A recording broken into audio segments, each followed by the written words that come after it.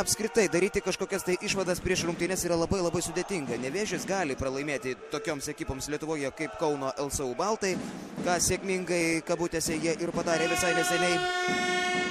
Nevėžis gali pralaimėti Neptūnui, bet kita vertus gali pralaimėti Sakalams, gali nugalėti ir Šiaulius, Pieno žvaigždės ir sakiau 9 krepšininkus, iš kurių 2 Karolis Aldakauskas ir Domantas Šeškus rungtyniauja tik tai epizodiškai šalies čempionate.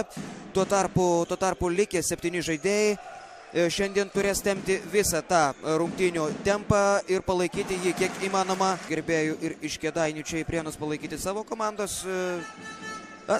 Galbūt ne tiek daug, kiek triukšmingi jie yra čia. Maždaug 15 vėliavomis rungtynių starto penketai pradėjo šias rungtynes. Aikštelės šeimininkai Paulius Ivanauskas iš viršaus. Kamuolį kraunantis ar krepšininkai pelnantys taškus Nevėžio komandai šį vakarą. Lažybų bendrovių prognozės šiandien taip pat yra nedėkingos.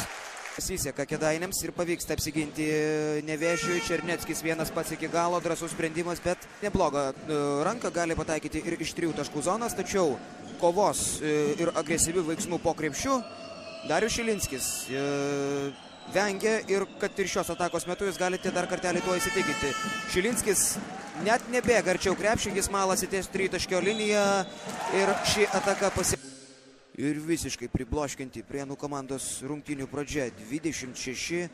Ivanauskas dar stoja prie baudų metimo linijos. Nepataiko, Valeika ima kamuolį, tarsi nieko ten nebūtų. Aknis dar bandė stabdyti Černeckį tokia lengva pražangėlė. Arbitrai jos nefiksuoja, leidžia žaisti toliau. Vytenis Jasikevičius.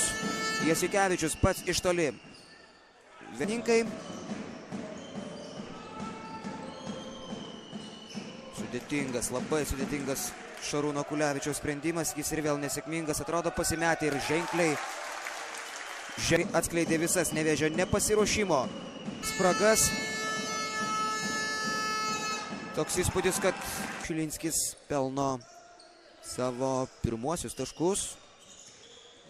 Valeika ir jis kažkuria pradėjo labai daug pastangų, vienas kitas 2 prieš 2 derinukas ir to užtenka, arba kad ir čia. Kad ir čia, ar ne?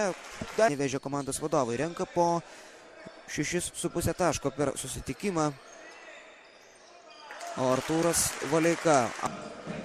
Čia penketai pradėjo trečiąjį kėlinį. Prienai Milaknis, Valeika, Orelikas, Labuckas ir Ivanauskas.